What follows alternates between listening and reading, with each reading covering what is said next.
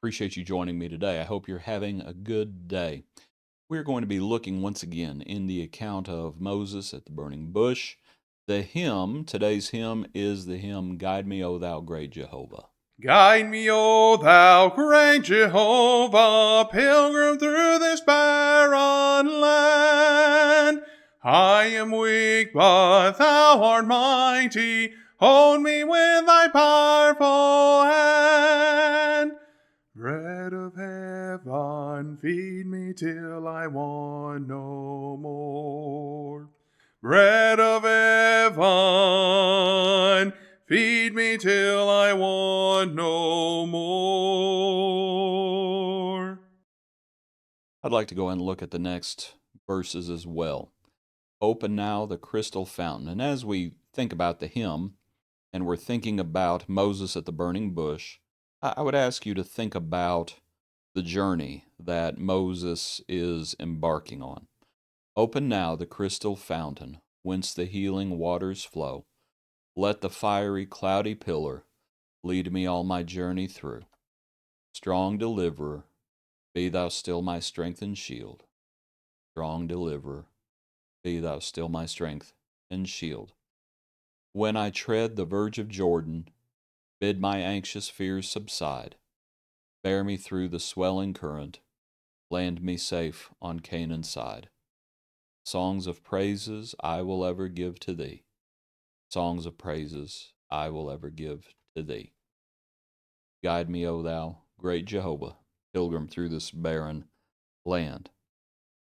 The account of the burning bush is found in Exodus chapter 3, as Moses has now been in Midian for 40 years after fleeing Egypt. And here in the chapter, as hopefully you're familiar with it, but as Moses looks, and we have the bush that burns, but it is not consumed.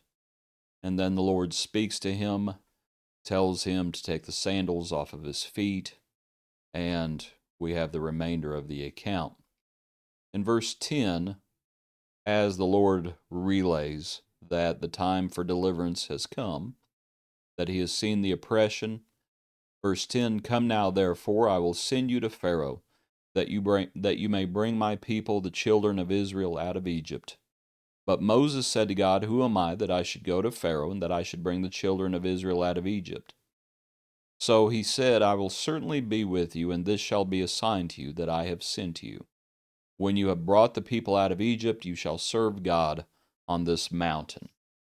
And of course, we're talking about Mount Sinai. And I had never noticed before the language that the Lord uses there, that it's going to be a sign for them.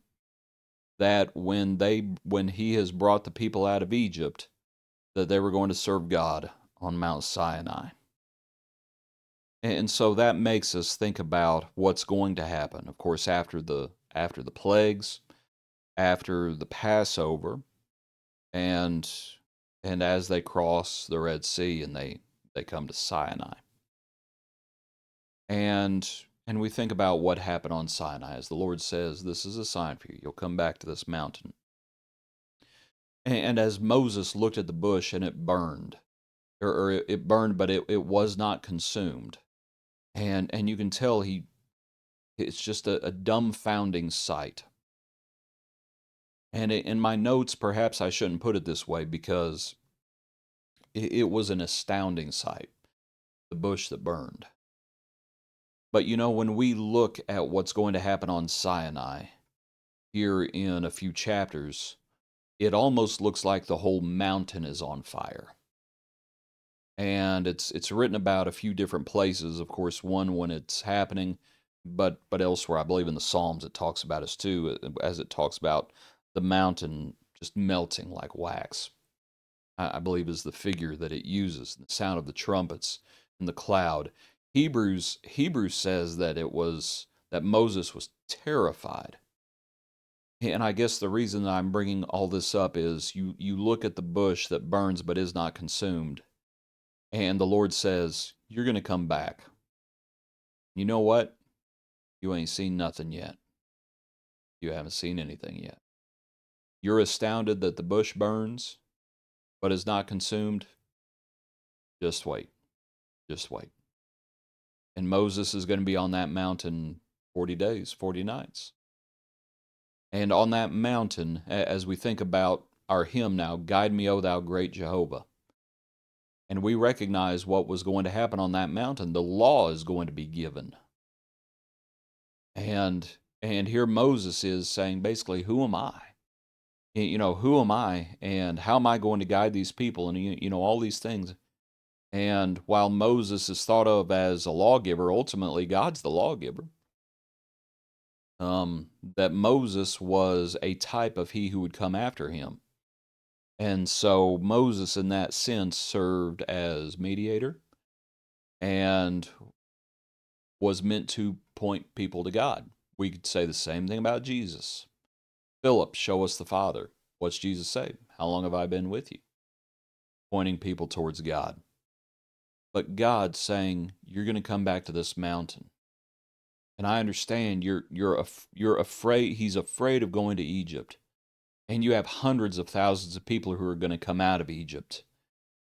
It's how is this going to work? God says, I'm going to guide you. Come back to this mountain. There's going to be a sign. The law is going to be given. But of course, also at Sinai, we know, and to just think about the journey that Moses is on, the journey that he's embarking on. As again, to go through the plagues and appearing before Pharaoh, and eventually Pharaoh, begging them to leave, and Pharaoh chasing after them. You have all those things, but then you get into the journey going forward, and you have the cloud, and you have the pillar, and you have the spies being sent into Canaan land, the spies coming back, giving a bad report, except for Joshua and Caleb. You have the wandering years in the wilderness. You have all of those things happening. And of course Moses, because he strikes the rock at a certain point instead of speaking to it, and he's kept out of the promised land. But the Lord takes him up. He allows him to go up on top of Mount Pisgah and look out into the promised land. And Moses is going to pass there, and the Lord is going to bury him. And all that's to say, you think about this journey that he's on, and starting on Mount Sinai, and there's trouble from outside and there's trouble from inside, because at Sinai, what happens? They play the harlot. Moses comes down and he sees what his brethren have been doing. And it's a sad scene. It's a sad scene, but at the same time, it's a powerful scene. That you're going to have trouble from outside, Pharaoh. You're going to have trouble from inside. And a lack of discipline and disobedience. Things along those lines. The Lord says, come back. You're going to come back to this mountain. You're going to worship. You shall serve God on this mountain. And that is what happens. That is what happens. That Moses, those with him, are going to serve God. The law is going to be given. And it's an amazing scene on Mount Sinai. And so we remember the hymn, Guide me, O thou great Jehovah, pilgrim through this barren land. I am weak, but thou art mighty. Moses, the most meek man on the face of the whole earth. I am weak, but thou art mighty. Hold me with thy powerful hand. Bread of heaven, feed me till I want no more. We think about the manna, and we think about the true bread of heaven, being Jesus Christ. Open now the crystal fountain. The rock that followed them, that rock that followed them was Christ. They all drank. The Lord was there, whence the healing waters flow. Let the fiery, cloudy pillar lead me all my journey through, whether it be day or night. Strong deliverer, be thou still my strength and shield. When I tread the verge of Jordan, the Lord guides us. Even in death, the Lord guides us. All the journey through. Appreciate you. Hope you have a good day. Join us tomorrow for another portion of our daily praise.